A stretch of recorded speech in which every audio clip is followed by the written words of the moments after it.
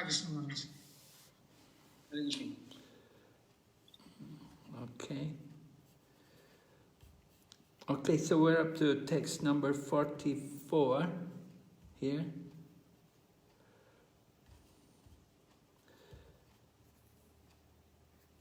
We heard about the rainy season, then we heard about autumn, and we heard how Krishna and Balaram enter into Vrindavan forest, the beauty of Vrindavan.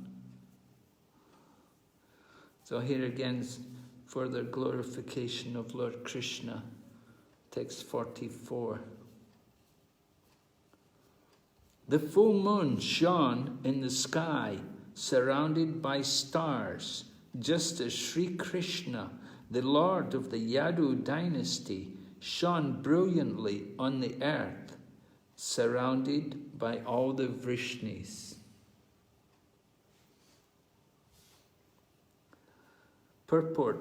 Srila Sanatana Goswami explains that in Vrindavan, the full moon is eternally risen, and this full moon is like the full manifestation of the absolute truth, Śrī Kṛṣṇa. When he was manifest on earth, Lord Krishna was surrounded by prominent members of the Vṛṣṇi dynasty, such as Nanda, Upananda, Vasudeva, and Akrura. Okay, so why do you think we would consider the full moon to be so much relevant to Lord Krishna? What's the connection there between Krishna and the moon?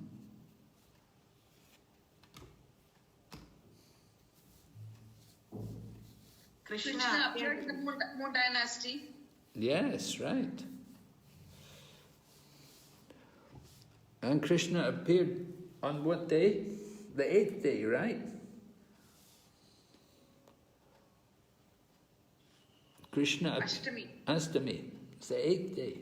So, was the moon full?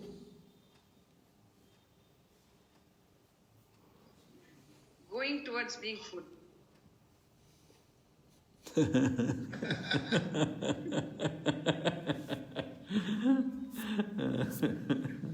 Interesting answer. Someone else? Was the moon? Please go ahead. Yes? No, I mean, Krishna is appearing. What is the need for the full moon? It's poetic. Because I can say something. Yes?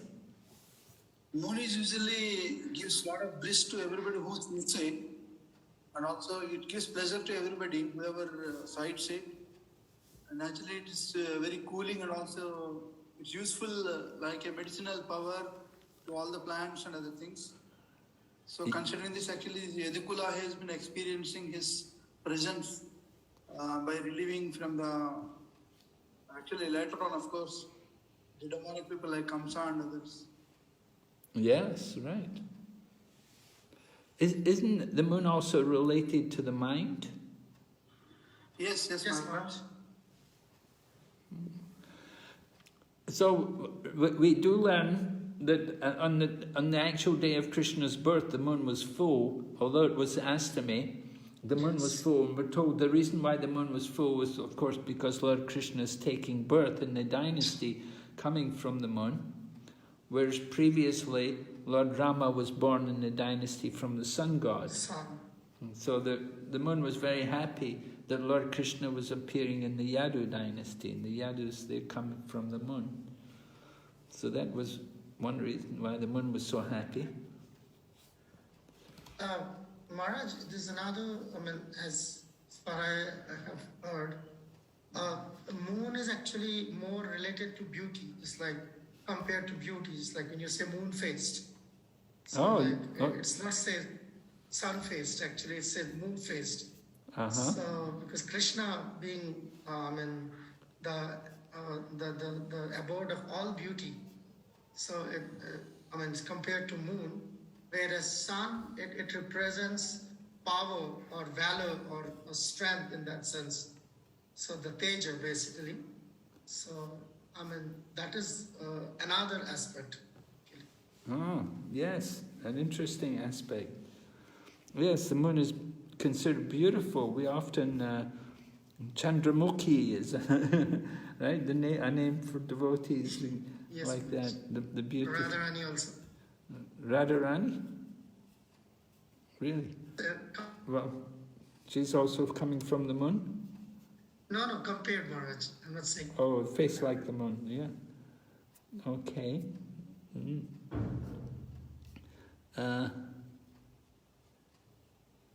Here and just looking at Prabhupada's purport on the light of the Bhagavad there. Wait, I'll have to change it so you can see, yeah? Light of the Bhagavad. You can see it, Maharaj. You can see it? Yes, Maharaj. Light of Bhagavad. Yeah, this is Light of the Bhagavad. You can see it now, right? Okay, the beautiful moon. On the day, the clear sky of autumn, the beautiful moon among the beautiful stars becomes the cynosure of all eyes, just as Lord Krishna is the central attraction in the Vṛṣṇis dynasty, or the family of Yadu. So again, yeah, as Prabhu mentioned about the beauty there, an important point. The most beautiful time of the year, the Sarat moon, right? We say the moon, when the full moon and the Sarat Purnima, Lord Krishna dances Rasa Leela on that particular night.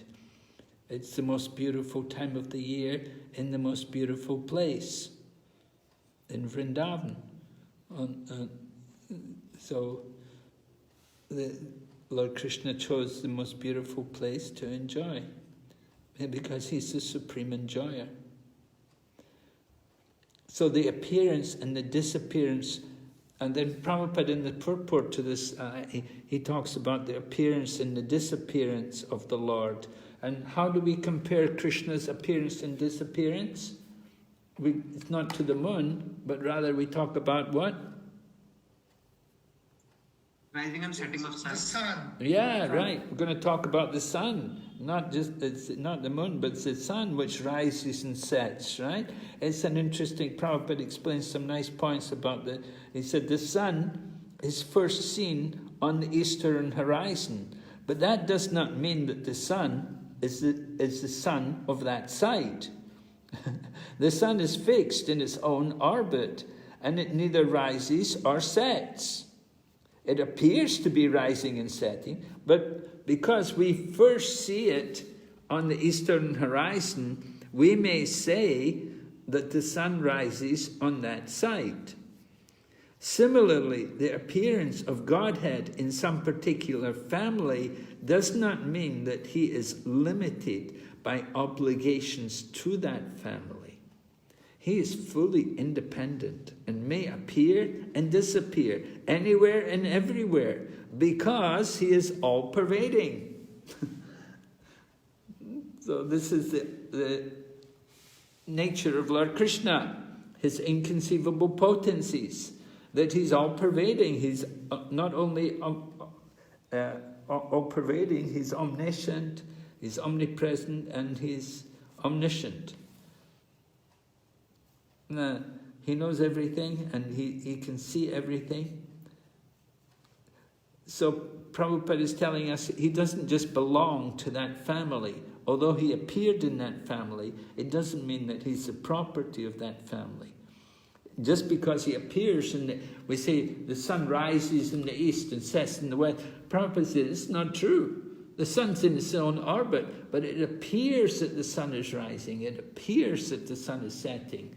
Actually, it's due to us. We think the sun is rising and setting, but the sun is just fixed in its own orbit. So less intelligent persons cannot accommodate the appearance and disappearance of the Lord as an incarnation, but there is no sound reasoning to support such unbelievers. And it's very difficult for people to understand how Lord Krishna appears and disappears. We know this is a very difficult point to try to present to people. People often tell us, oh no, Krishna died, and oh, Krishna, how could he take birth like this? How can this be possible? They have great difficulty to understand these things. But Prabhupada said, if God is all-pervading, like the power of electricity, he can manifest himself at any place within the creation. When he is within, we cannot see him. But when he is without, he is seen by everyone, although very few know him as he is. Everyone sees the sun every day, but that does not mean that everyone knows what the sun actually is. I thought that was a very powerful point, that we see the sun every day, but it doesn't mean we know anything about the sun. We like to see it, and we need it so much, but we don't know anything really about the sun. In the same way, when Lord Śrī Kṛṣṇa was present 5,000 years ago, very few could know what he was.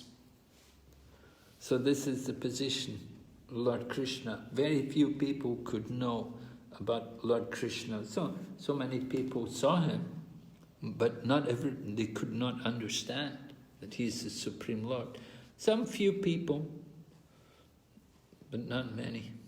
So very nice examples there. I thought very useful for preaching, that we see the sun every day. Doesn't mean we know anything about the sun. And the same way Lord Krishna appears, doesn't mean you know anything about Krishna. Not everyone could understand who's Krishna. And because he appears in the Yadu dynasty, it doesn't mean he's the property of the Yadu dynasty. Just like the sun rises, we say the sun rises in the east, but it doesn't mean the sun is belonging to the east. So these are some interesting points to be understood. Are you able to see the Bhagavatam now?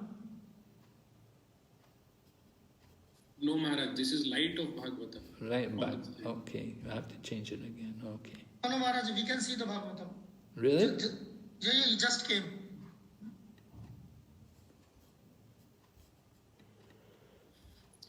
Now we can see, Maharaj. Yes. This is it. Right, now you got it right. Okay, so the full moon shone in the sky, surrounded by stars, just as Lord Krishna shone brilliantly on the earth, surrounded by all the Vṛṣṇis. So the Vṛṣṇis, they were also special people. They had all come to take part in Lord Krishna's pastimes.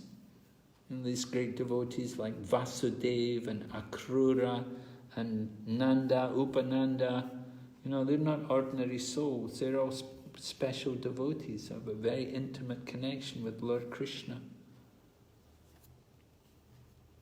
Okay, going ahead, text number 45.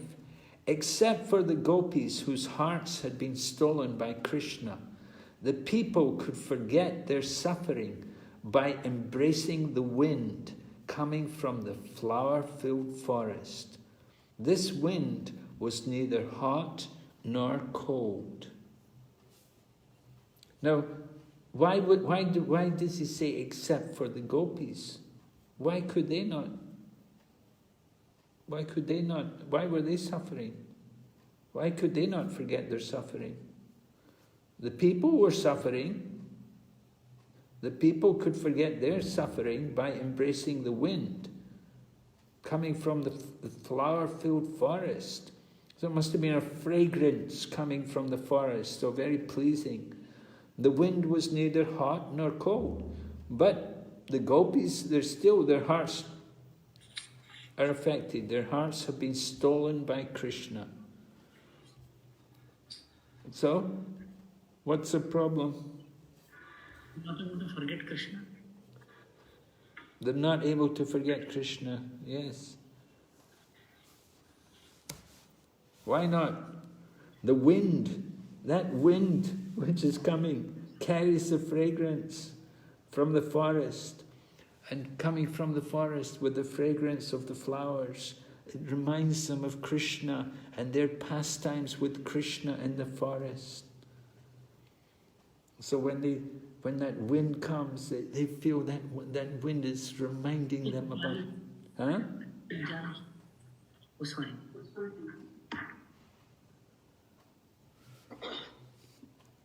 So the wind is it's like the impetus to the gopis remembering Krishna, because it reminds them about their pastimes with Krishna in the forest.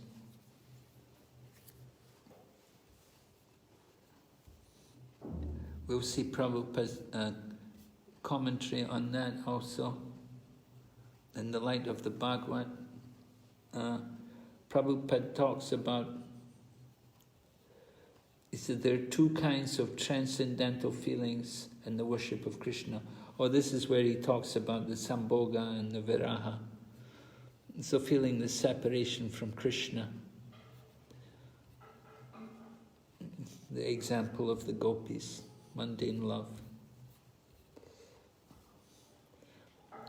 In the absence of Lord Krishna, the devotees associate with him by remembering his separation. And when we remember him in separation, that is more relishable than directly contacting him.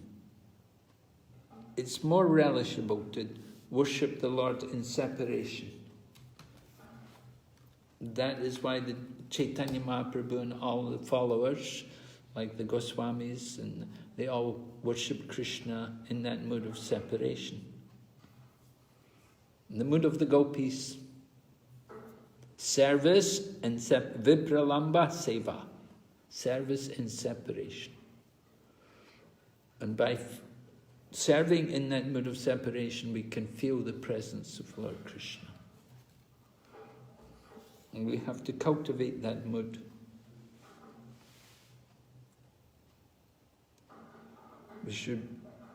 We should be anxious to see Krishna. At the same time, while we're cultivating the mood of separation, at the same time we want to keep that anxiety that when will Krishna come? When will we see Krishna?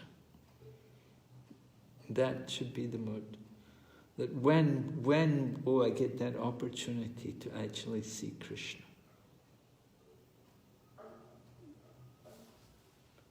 Okay, going ahead, 46.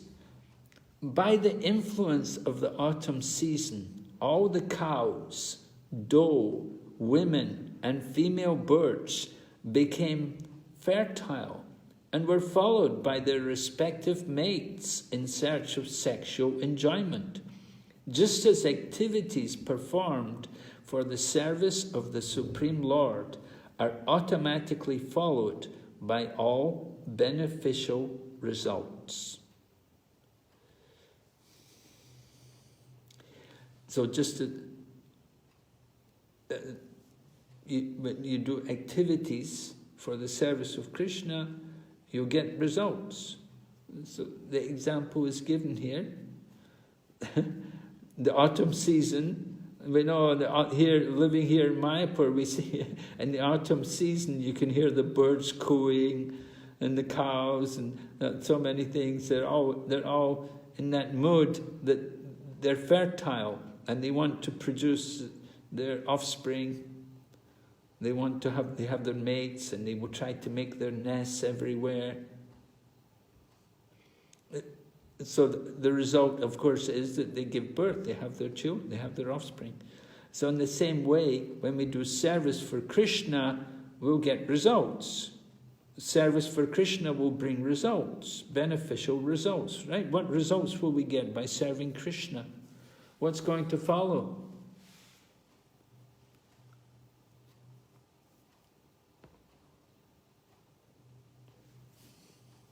Right? What result? Go back to Godhead. Well, not right away.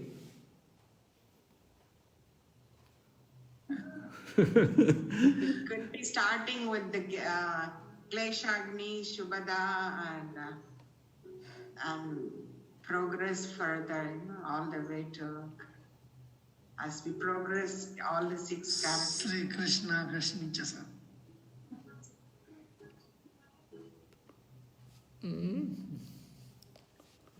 Yeah, generally we give another example. There's another example. What actually comes about by devotional service? What's the result of devotional service? Detachment and Gyan. Yes. Love for Krishna. Yes. What's the verse? Detachment. Vasudevya Bhagavati Bhakti Yoga Prayojitaha Janayat Yashu Vairagyam Jnanam Chekitaha. Yes, that's one verse, right? By the application of devotional service, one automatically acquires causeless knowledge and detachment from the world. Later on in Srimad Bhagavatam, there's an example about the hungry man who satisfies his hunger. Yes? Do you know the translation? Just like a hungry man, when he takes food, 3 things happen. His hunger goes away, he gets satisfied, and then he gets nourishment. Same way when we practice bhakti, then we have the satisfaction of practicing bhakti, we get the experience of Krishna, and then we also get renunciation from the material world. Yes, good. Yes, 3 things come about. Direct perception of the Lord, and detachment from the material, and also, what's the other thing? Detachment from the material, direct perception of the Lord, and the bhakti itself, the happiness of performing bhakti. yes, the pleasure of doing bhakti, the happiness of devotional service. So this should be the result of engaging in Krishna consciousness. And just like when these animals, is described here, these different animals, the cows, the doe, the female birds and so on, when they're fertile, and then their mates come, they're going to get pregnant, and they're going to give birth. They're going to give birth, so that's the result. So the same way, when we do devotional service, there will be a result. Beneficial result. Has to be some change. People say, I haven't changed. Sometimes people say, oh, I haven't changed. I've been doing devotional service. I don't feel like I've changed. How do you reply to this, Srinivas? Someone's saying, I haven't changed. You know, I've been doing chanting Hare Krishna 5 years now. I don't feel like I've changed. If we are chanting 5 years, means we have changed. We are attached to that Hare Krishna Mahamantra. We're attached to? Hare Krishna Mahamantra, 5 years chanting is not an easy thing. He must have changed. He must have changed. He is not realizing that. He must have changed. If it is not changed also, he has changed that he got attached to that Hare Krishna Mahamantra. That itself is a big change. So the fact that he's still chanting after 5 years, that's a change, is it? He's He got attached with that holy name. become attached to the holy name. Definitely there will be change. Would someone else like to respond to this question? Maharaj, one other aspect why he is not getting taste or why his feeling is not improving, that is because of the offensive chanting. Yeah, maybe. That's possible. Yeah, we say like that, right? There's that verse in the 2nd canto that heart is still framed, that even after shedding tears while chanting the holy name, he does not experience the change of heart. So there has to be the change of heart. That's the idea, right? When we talk about the beneficial results, it should really be in the change of heart. If the heart doesn't change, then our heart is steel framed. In other words, as you say, offensive chanting. So the heart should change. We should actually, what should be that change the heart? We should be, well, there should be that awakening of different symptoms of bhava. That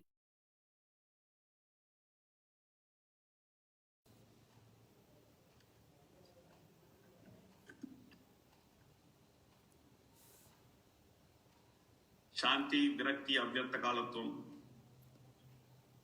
Yes. Manasunyata, Asabhatta, Samadkanta, Ramadane Sadaruchi. What's the first one? Shanti. It's not just peace.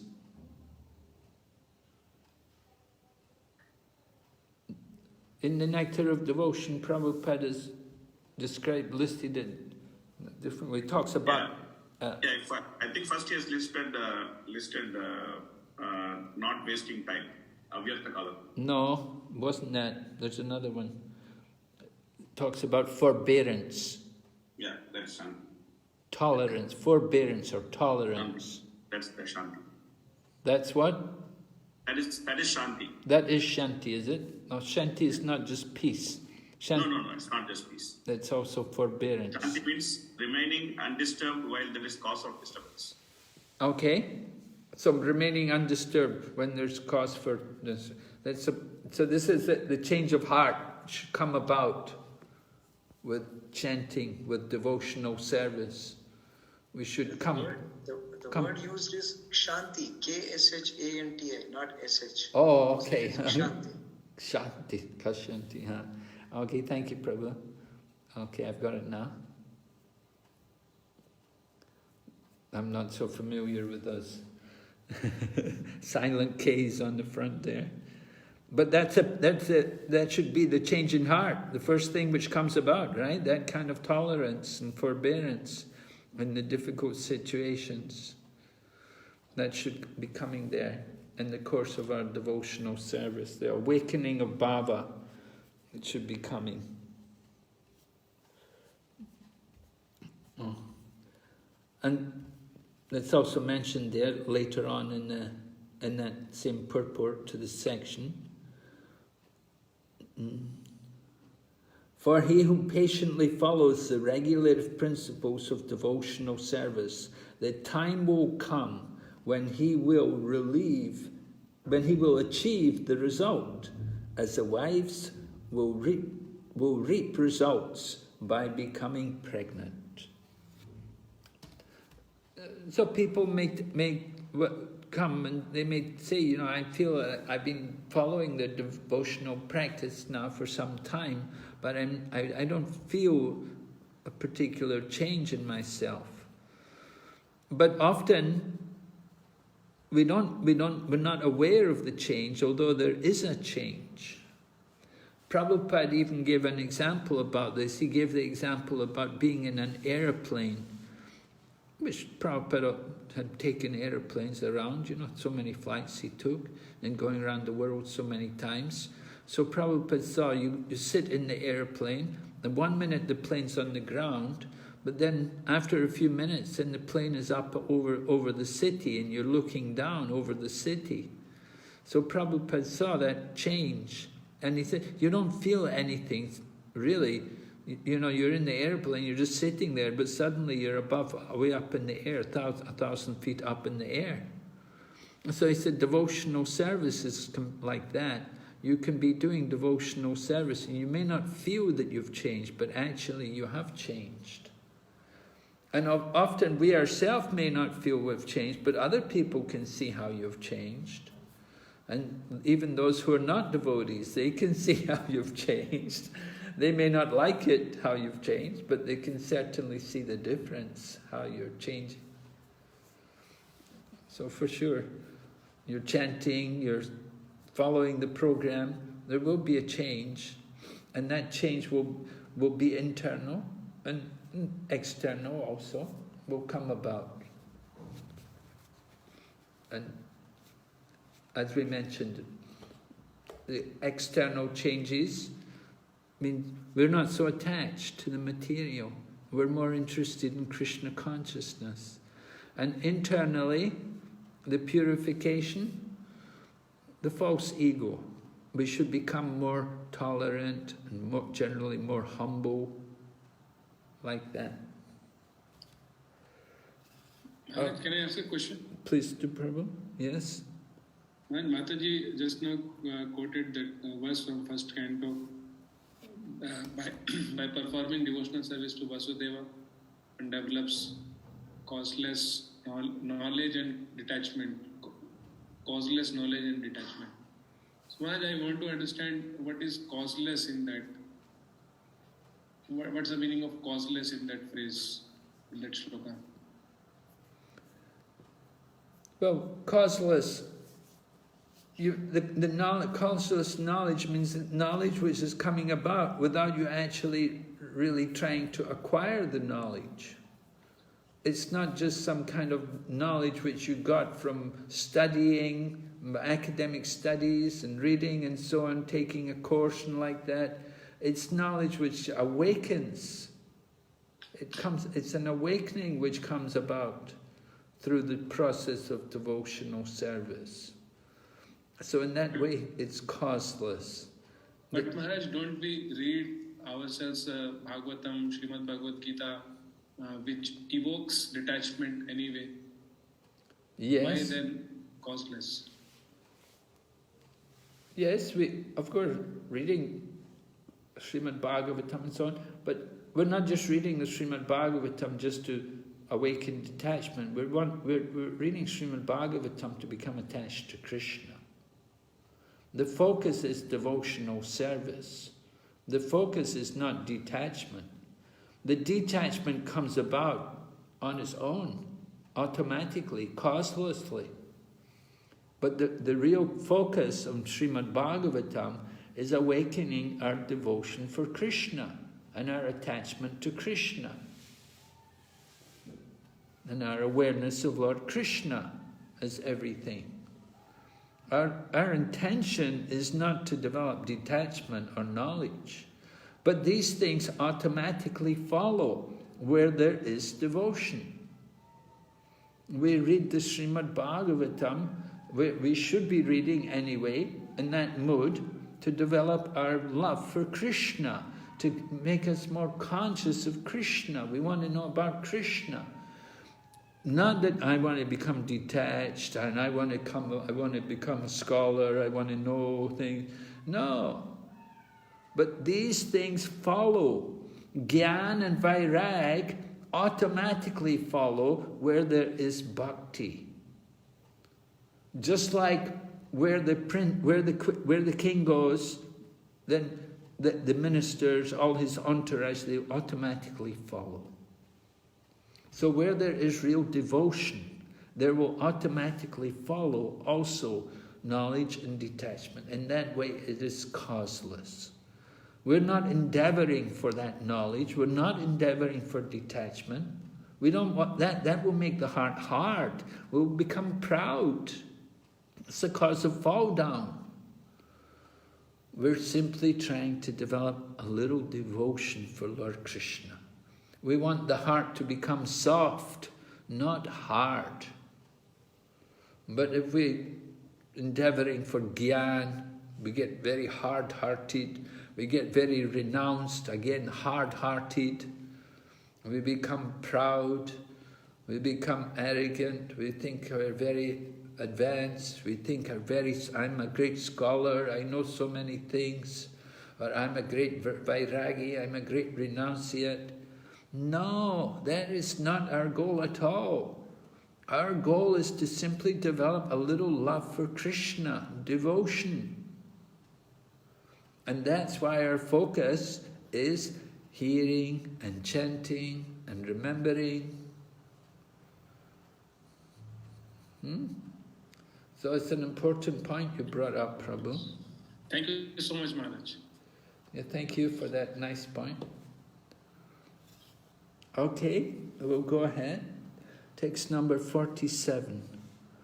O King Parikshit, when the autumn sun rose, all the lotus flowers blossomed happily, except the night-blooming kumut. Just as in the presence of a strong ruler, everyone becomes fearless except the thieves. So in the light of the Bhagavat, this flower, the night-blooming kamut, is explained. Right? It's a night-blooming kamut. So in the light of the sun, it doesn't bloom. The lotus flowers, they open in the sun. Sometimes where there's lotuses growing, you'll see people, they come there in the morning and they get photographs, and they take photographs of the lotus opening. They have these nice cameras and they can photograph many pictures, and you can see the lotus flower opening as the sun comes up in the morning. But this flower, the kumut, this is like a lily, and it blooms in the night. Ku means bad, and mut means happiness or pleasure. So this this flower is compared to the thieves, because when there's a strong king, when there's a strong ruler, then the thieves are in trouble. They're really in trouble. They've got to watch out because the king's really on top of things. So Prabhupada, in his purport to hear this section on the light of the Bhagavat, he talks about how monarchy is really a much better system than democracy. And he describes how democracy is so many thieves and so many corrupt politicians. So he says it's much better. He said much better you have one king, then you only have to deal with one person if he becomes corrupt. But when you have politicians, you have a lot of people corrupt. It's very difficult to sort out everyone. But he said definitely monarchy is a much better system of government than democracy.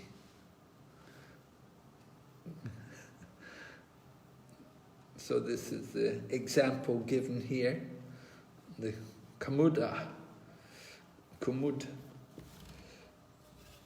They don't like the sun. So the thieves become fearful when there's a powerful ruler. Who was a powerful ruler? Who ruled? Who did the thieves fear? Did you read it? Who? Prithu Maharaj, yes, right.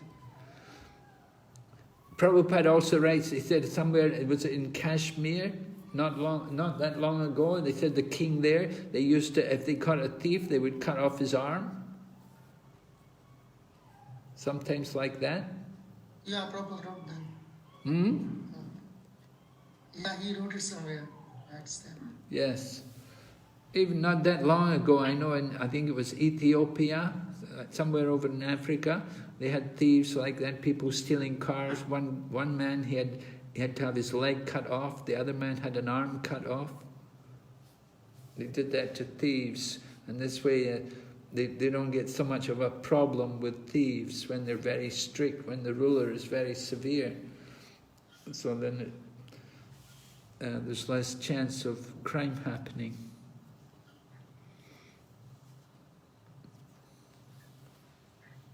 So people were more careful. He said, even if you lost money, people would return it to you. Nobody would take it. If you lost it, people would return it to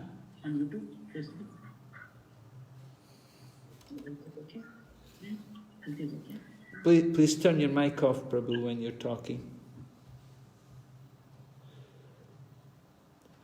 So monarchy is a good system of government. That's the point, that you have a good ruler. You have somebody in charge, rather than committee. We have problems even with temples nowadays. It's difficult to get somebody, a temple president. Sometimes instead of a temple president, they just have a committee. And the committee decides everything. You don't have any one person who's a temple president. Nobody wants to take the responsibility because it's so difficult to deal with everything and deal with people. Sometimes it's like that, difficult to get the temple organized. And they prefer to put a committee, make a committee, and the committee decides everything. But it's better one person. Monarchy. Okay, text 48. In all the towns and villages, people held great festivals, performing the Vedic fire sacrifice for honoring and tasting the first grains of the new harvest, along with similar celebrations that followed local custom and tradition. Thus the earth, rich with newly grown grain and especially beautified by the presence of Krishna and Balaram, shone beautifully as an expansion of the Supreme Lord. So this is talking about the festivals in appreciation to the gifts of nature. And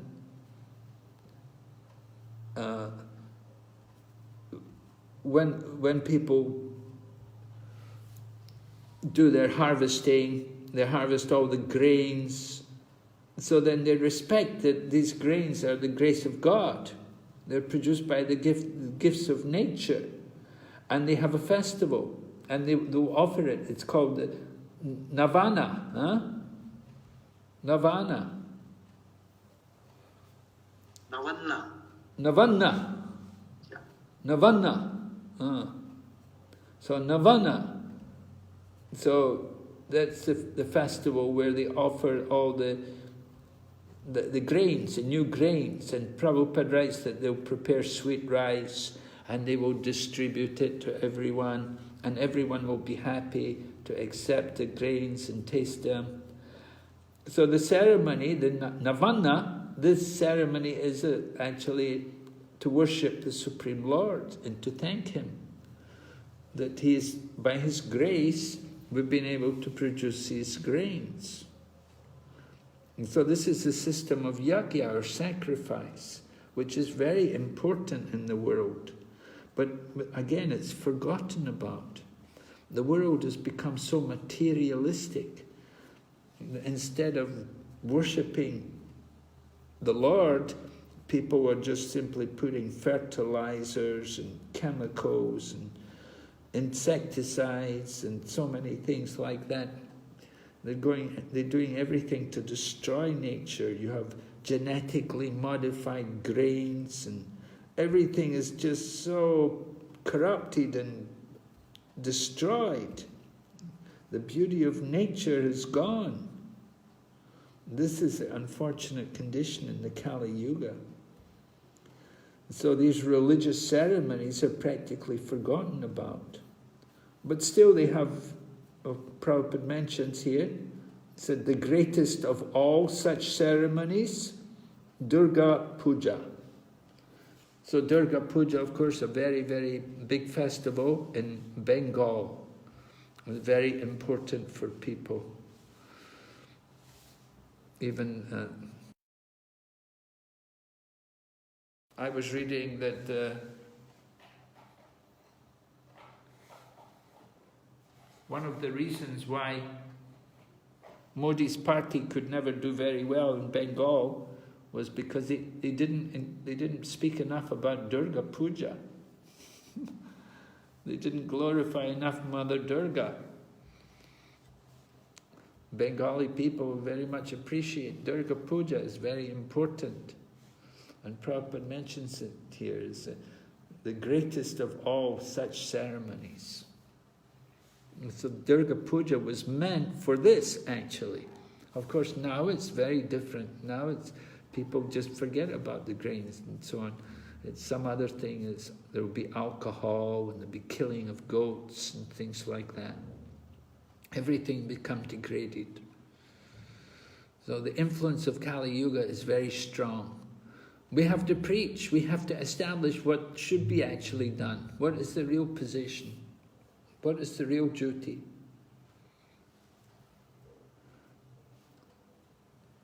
by the help of the Krishna consciousness movement, we're seeing now that couples are becoming more aware of the need to perform samskars in bringing up their children. They like so much to do samskars for their children.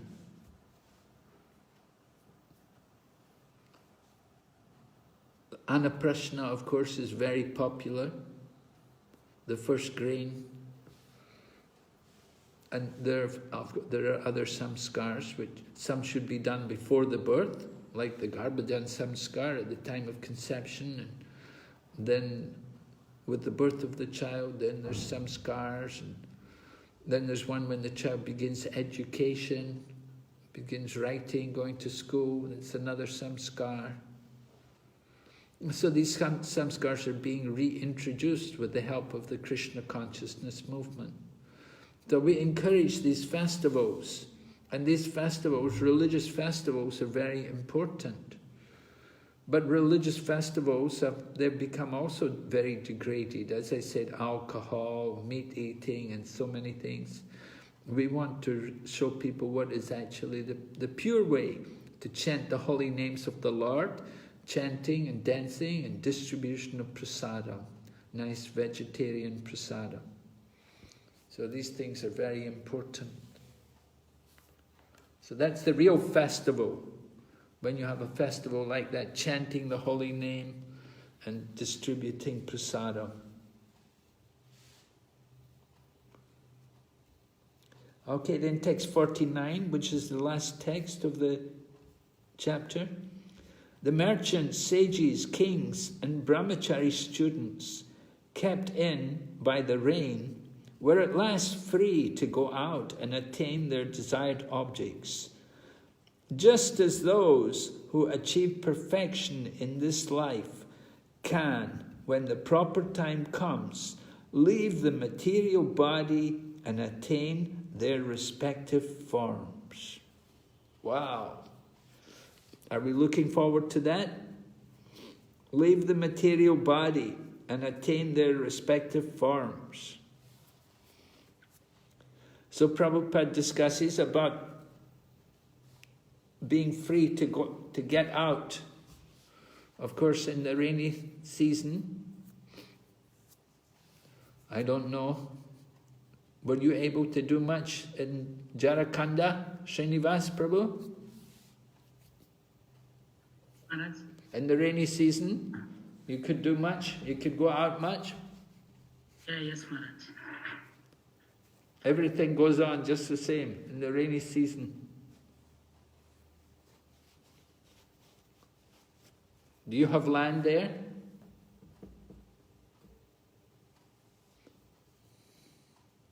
Hare Krishna? Srinivas Prabhu?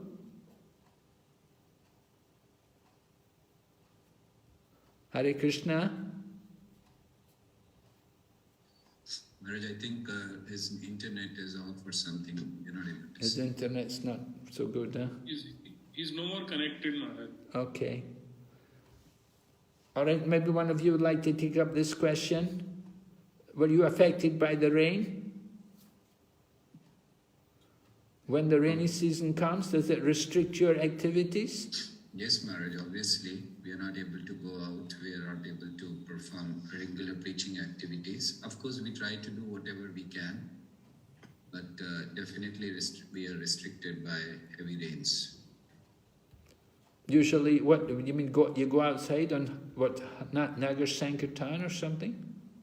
Go for college preaching. We go for congregational preaching. We invite devotees. So what happens is the number reduces during rainy season. People do not come out. Mm-hmm.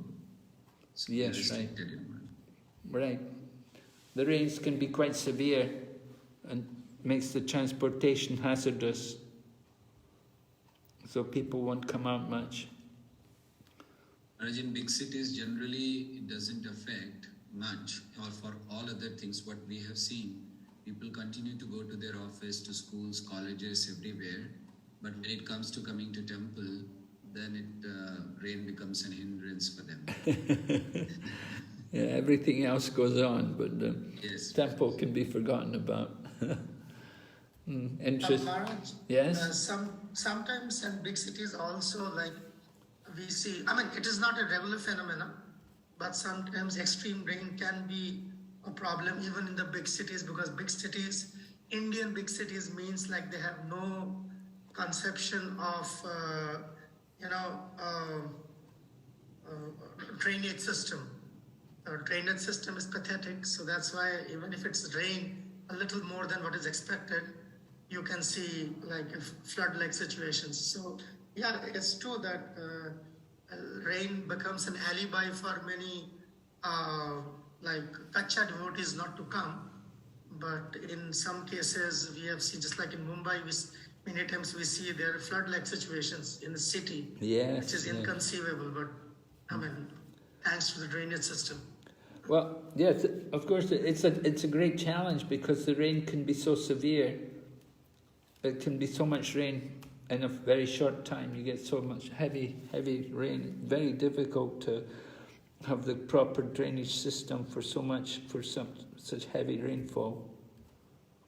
I'm sympathetic to the government that it's a real challenge to try to do something about the drainage there in the city. Maharaj, our good friend Srinivas Gopal is back. Oh, okay. Hare Krishna, Prabhu. Srinivas? Got disconnected, Maharaj. Yes. I wanted to know, are you affected much by the rain there? Not so much, Maharaj. It was not so much affected. You can still go out and go on with everything. Yes, okay. But of course, the rainy season, the colleges are closed. It is like since 2 years, colleges are not open. Since 2 years. 2 years have closed, huh? Is it all online? Yeah, yes, Maharaj. Oh. Online and weekly program, they come here. Okay. All right. Anyway, the point in this analogy is that with the rain over, then people can go out and they can go back to their duties. I mean, we hope when the COVID is over, then things may come back to normal. I don't know when will happen, when the COVID would go over. I mean, 2 years ago we thought, well, this should be over soon. But it seems to be going on. There doesn't seem to be ending. Now there's a new variant also just came out, and that's worrying people everywhere. And so we don't know how long this is going to go on, how much restriction is going to be there. Some restrictions are lessening, but still there's a lot of restriction in traveling around anywhere. It becomes very difficult. Anyway, talking about the rain here in this example, it said in the same way that people, that they can, when the proper time comes, they can leave the material body and obtain their respective forms. So Prabhupada talks about how people have different goals. He said not everybody's the same. He said in the case of the transcendentalist, be he a jnani, a yogi, or a devotee, because of the material body, he cannot actually enjoy spiritual achievement. So this is one point Prabhupada's making. Because we have a material body, it's very difficult for us to actually enjoy any spiritual achievement. But as soon as he gives up the body, or after death, then well, the jnani merges with the impersonal Brahman, and the yogi goes to the higher planets, and the devotee can go back to Godhead, we hope. But it's an interesting point Prabhupada makes, that so long as we have a material body, we cannot actually enjoy spiritual achievement. The material body, certainly, we know the miseries of the material body. And Prabhupada also, Srila Prabhupada, although he was a transcendentalist, he also suffered the different inconveniences of the body. Prabhupada would get sometimes headaches, and sometimes fever, like that. The material body, certainly with age, there's going to be problems with the body, more disease comes. So even though you may be quite an advanced spiritualist, you cannot actually fully develop the spiritual nature of life due to the material body. You have to give up that body. You have to leave it behind. So of course, this is something we all have to face. We have to prepare ourselves for that, giving up the material body, so that we can actually go back to, we can continue our devotional service. Ideally, we don't want to take another body. We want to finish this business of birth and death. But that's difficult also. Jiva Goswami mentions that a devotee would not immediately go back to Godhead, but he would take birth where Lord Krishna is performing his pastimes and take part in Lord Krishna's pastimes before going back to Godhead. In other words, more training is required. Now, some people feel quite disturbed and disappointed when they hear this. But I don't personally see a big problem. I think, well, you're already back to Godhead if you're there with Krishna. If you're going to be there with Krishna and can take part in Krishna's pastimes, that's so wonderful. What more could you want?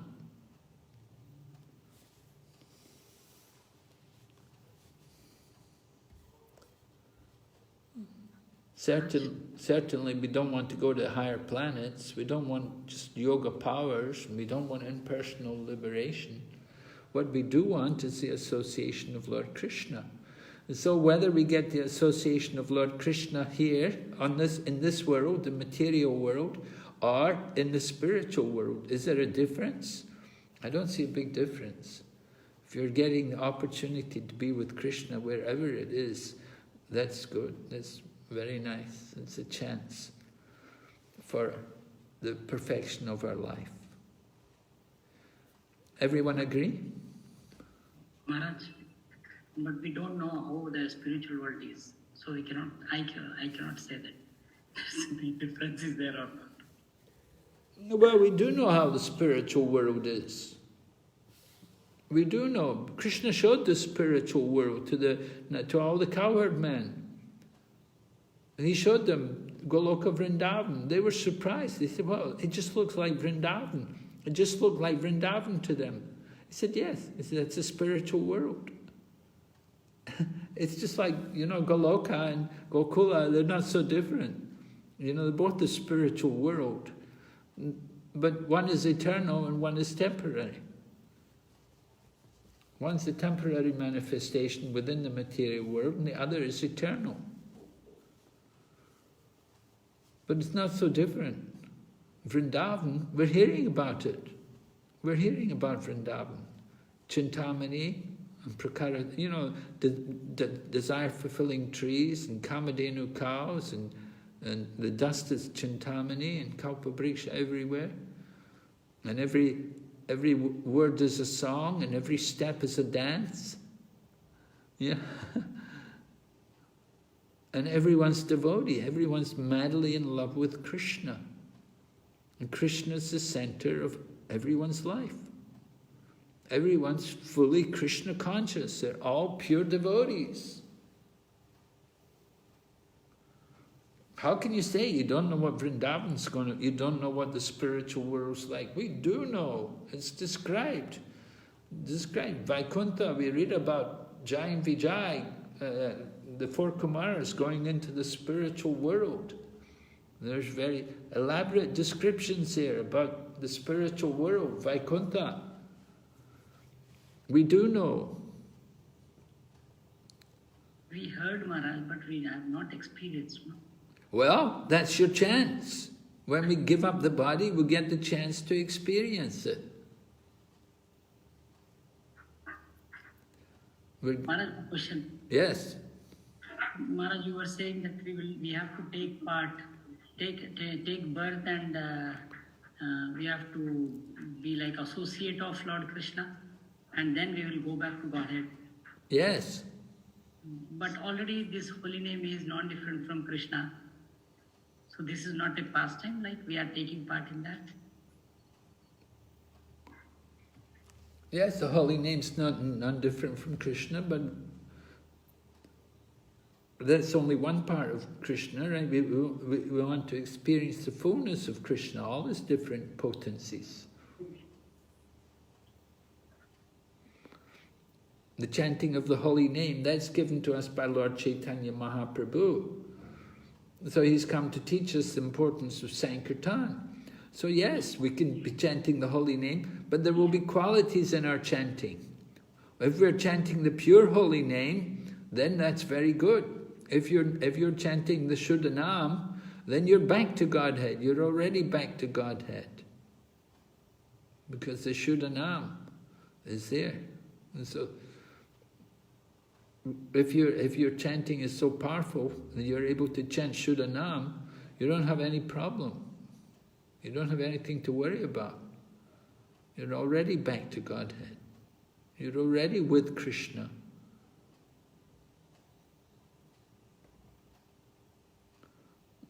However, most of us were trying to chant Namabhas. We're trying to come to the level of Namabhas brings us to the liberated platform. Well, we have to go on from there. And we have to develop our love for the holy name, the taste for the holy name. We have to develop that desire to be with Krishna and to see Krishna. So we were saying, we have to feel the separation from Krishna. So when we're chanting, we have to chant the name in separation. What was the example Prabhupada gave about chanting? What should be the mood? Child crying for mother. Child Crying for mother. Yes. Genuine cry of a child for the mother. Right. Like the child separated from the mother. So we're separated from Krishna. So when we chant like that, we should be feeling the separation from Krishna. Of course, the chanting of the holy name helps to relieve us from that fire of separation. But still, we want Krishna. When will he come?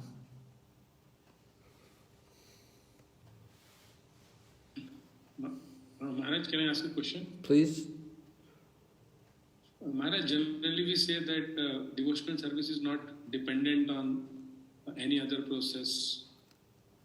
But we see that as we were discussing about the chanting, when we think about the 10th offense deeply, it's actually dependent on detachment, vairagya. 10th offense is attachment to the conception of I and my. And we cannot chant the pure holy name, offenseless holy name, unless we have that detachment. So is it not bhakti some way dependent on detachment?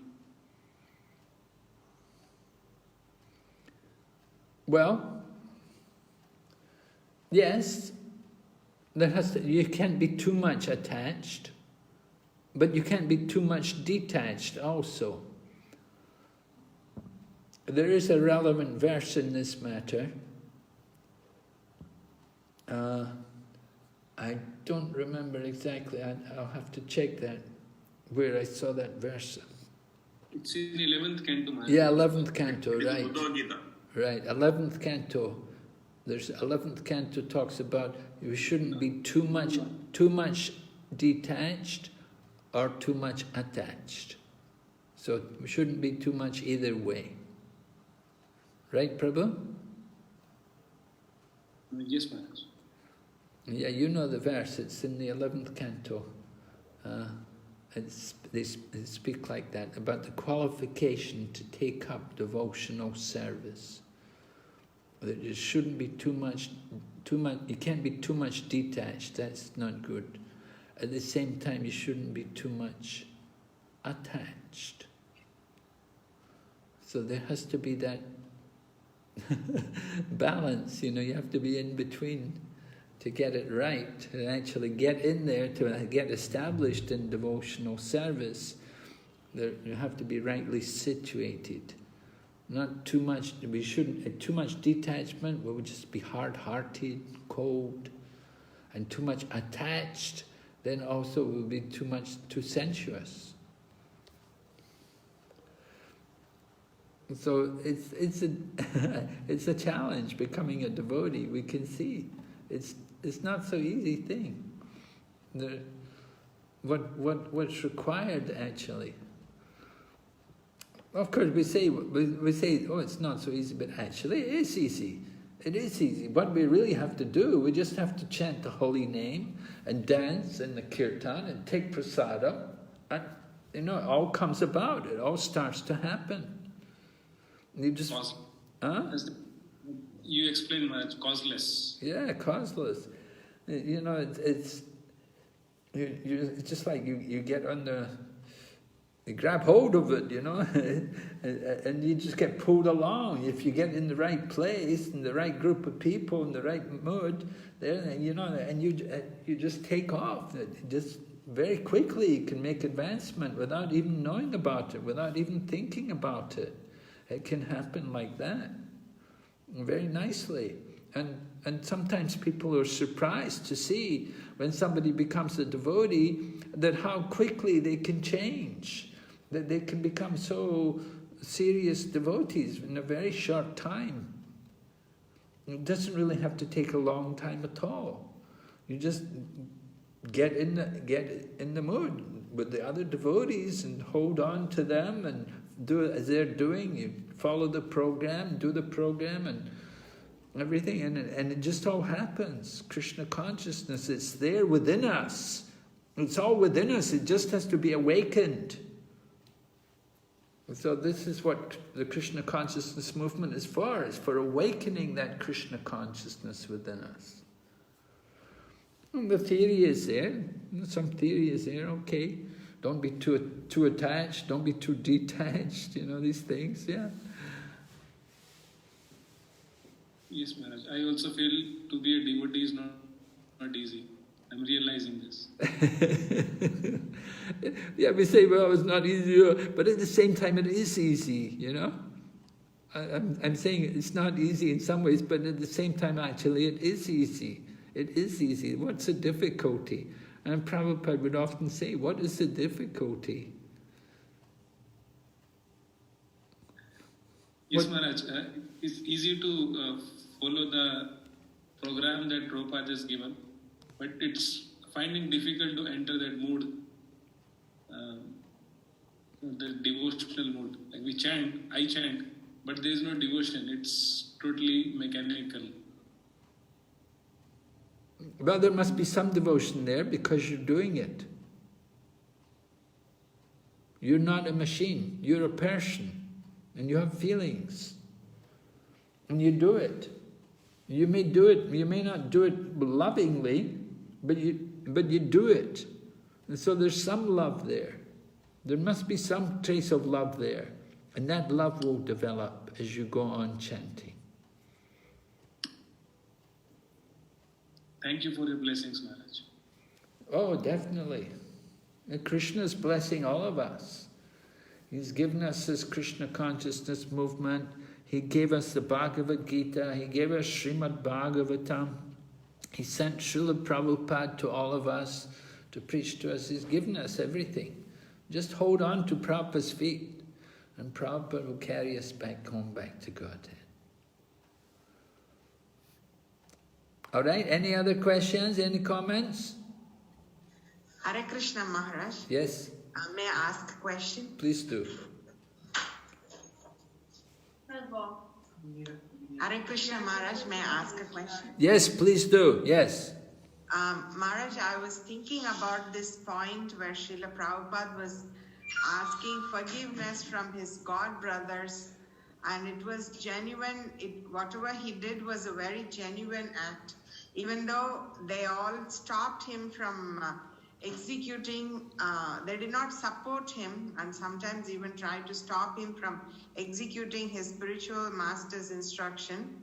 Prabhupada genuinely said sorry to them, and sometimes I don't feel like saying some sorry to someone because I have some negative feeling or whatever. Is it okay to say a false apology because apologizing is the right thing to do? Well, yes.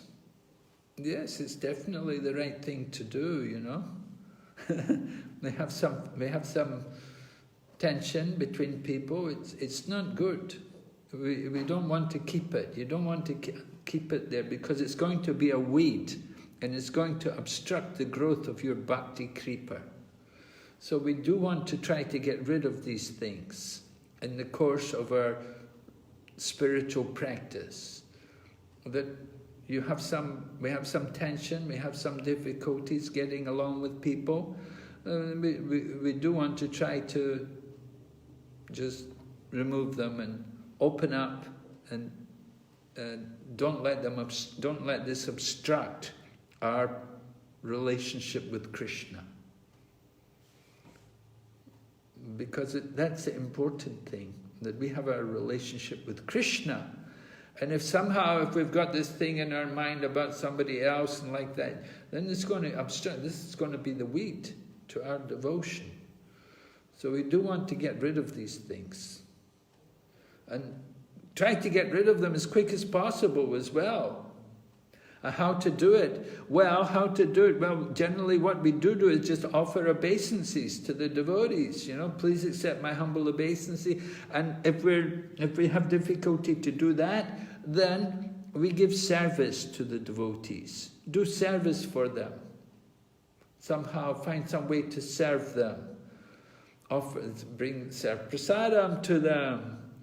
Give a flower garland to them, you know, and greet them with a smile, you know, that's important. Greet them happily, that we're happy to see them. Not, you know, not that we scrub our face or, oh no, they've come again. You know, but we should open our hearts that, oh, so nice to see you, like that. You know, appreciating devotees is very important for us, you know. This Kali Yuga. Kali means the age of quarrel. And this quarrel, we let Kali come into our midst and it obstructs our devotional creeper. So we have to keep Kali out. By no quarrels. Only loving relationships. So loving relationships, offering gifts in charity, accepting charitable gifts, offering prasadam, accepting prasadam, revealing your mind in confidence and inquiring confidentially.